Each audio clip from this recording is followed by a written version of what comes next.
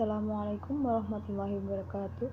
Perkenalkan, nama saya Lutfi Arista Kurnia, NIM 208190073. Di sini saya akan menjelaskan tentang hasil arsip yang telah saya dapat dari Dinas Perpustakaan dan Kearsipan Kabupaten Ponorogo.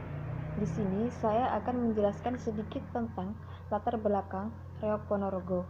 Arsip ini ditulis pada tahun 1980 oleh Bapak Kartono dan Bapak Kasim. Berikut sedikit ringkasan dari buku arsip ini. Latar belakang kesenian Reok Ponorogo. Reok merupakan salah satu tarian tradisional di arena terbuka yang berfungsi sebagai hiburan rakyat yang mengandung unsur magis.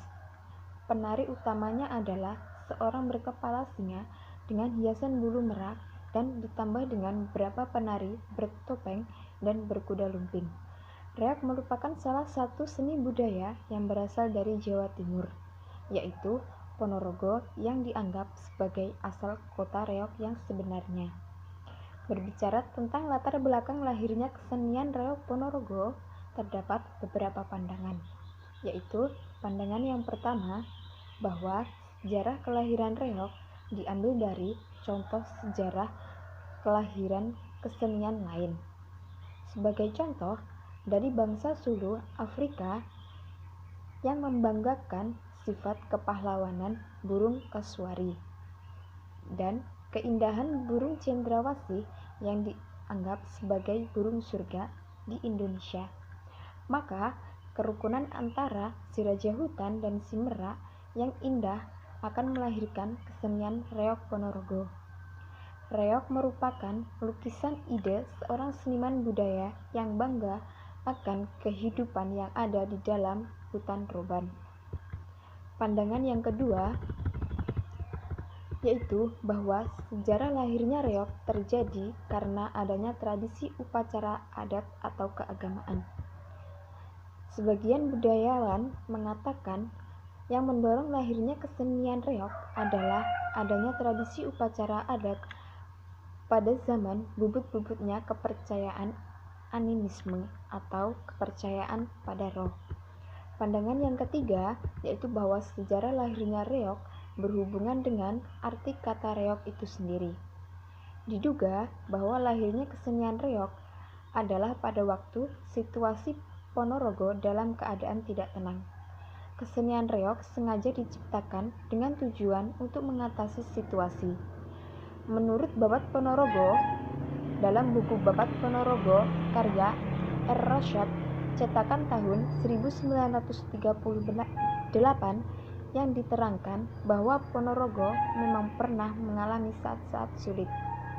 Pandangan yang keempat yaitu bertitik tolak pada legenda yang sudah banyak diketahui oleh masyarakat, yaitu legenda yang berkembang dari cerita mulut ke mulut. Dan salah satu cerita yang paling terkenal adalah cerita tentang pemberontakan Ki Ageng Kutu, yaitu seorang abdi kerajaan pada masa Bri Kertabumi, Raja Majapahit terakhir yang berkuasa pada abad ke-15. Ki Ageng Kutu murka akan pengaruh kuat dari pihak istri Majapahit yang berasal dari Tiongkok. Selain itu juga murka kepada rajanya dalam pemerintahannya yang korup. Ia pun melihat bahwa kekuasaan kerajaan Majapahit akan berakhir. Ia lalu meninggalkan sang raja dan mendirikan perguruan di mana ia mengajar seni bela diri kepada anak-anak muda, ilmu kekebalan diri dan ilmu kesempurnaan dengan harapan bahwa anak-anak muda ini akan menjadi bibit dari kebangkitan kerajaan Majapahit kembali. Sadar bahwa pasukannya terlalu kecil untuk melawan pasukan kerajaan, maka pesan politis Ki Ageng Kutu disampaikan melalui pertunjukan seni reok yang merupakan sindiran kepada Raja Kertabumi dan kerajaannya. Pagelaran reok menjadi cara Ki Ageng Kutu membangun perlawanan masyarakat lokal menggunakan kepopuleran reog. Adapun alat-alat yang digunakan dalam kesenian reog yaitu ada dua macam. Yang pertama yaitu gamelan atau instrumen pengiring.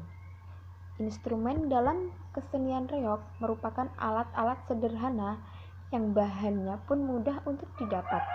Alat-alat tersebut diantaranya yaitu trompet, angklung, gendang, ketipung, kempul, dan ketuk kenong. Satu perangkat gamelan reog pada hakikatnya adalah satuan dari jelmanya benda-benda keraton dengan benda-benda yang terdapat dalam masyarakat perdesaan. Yang kedua yaitu alat untuk pemain. Yang pertama yaitu barongan dan dada atau harimau dan merak, yaitu termasuk jenis binatang liar, dan seorang pembarong memiliki sikap atau ulah tari yang angkuh, tenang, terampil, dan berwibawa. Bagi pemain kesenian reog, barongan merupakan satu-satunya instrumen yang mendapatkan tempat utama. Ia dianggap sebagai benda keramat, sehingga pada hari-hari tertentu atau setiap akan dipakai, orang sering membakar dupa atau kemenyan di hadapannya, dan terkadang ada juga beberapa kuntum bunga kantil dan parem, yaitu minuman yang dibuat dari kunyit dan gula. Yang kedua yaitu topeng atau bujang ganong, yaitu termasuk jenis raksasa yang memiliki gerakan yang lincah, lucu, dan akrobatik. Topeng ini memiliki warna merah tua atau hitam. Rambutnya panjang di depan, matanya melotot, hidungnya besar dan panjang, serta dahinya yang menjorok. Dalam bahasa Jawa, yaitu jenong. Mungkin karena dahinya yang jenong ini, maka topeng tersebut diberi nama ganongan atau bujang ganong. Yang ketiga yaitu kuda kepang, yaitu termasuk jenis hewan peliharaan dan penunggangnya adalah manusia. Kuda kepang memiliki gaya yang lunak dengan mimik yang mempesona, disebut sebagai kuda kepang karena terbuat dari anyaman bambu yang halus. Pada umumnya, kepang ini digunakan sebagai dinding rumah, atap, dan sebagainya. Dalam kesenian reog Ponorogo, pemain yang menaiki kuda kepang disebut sebagai jadil atau jadilan. Demikian tadi hasil arsip yang saya dapat kemarin dari Dinas Perpustakaan dan Kearsipan Kabupaten Ponorogo. Semoga bermanfaat. Sekian dan terima kasih. Wassalamualaikum warahmatullahi wabarakatuh.